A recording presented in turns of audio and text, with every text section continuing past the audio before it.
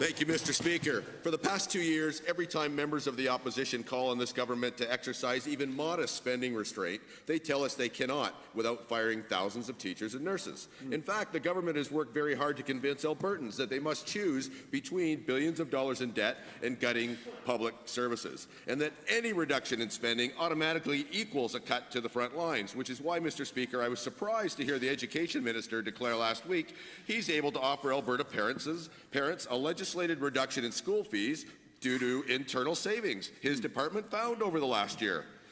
Well, Mr. Speaker, I have to ask, how many educational assistants and teachers did they fire? How many large class sizes are they going to create? And when the only path is through frontline cuts, where did he find the $50 million? Mr. Speaker, if that sounds ridiculous, that's because the NDP's logic is ridiculous. My colleagues and I on this side of the House have been saying for years that it is absolutely possible to find internal savings and efficiencies without gutting frontline services. It seems the minister is finally in agreement. The only difference is that while we would use those savings to reduce the size of the deficit, the minister decided to spend it.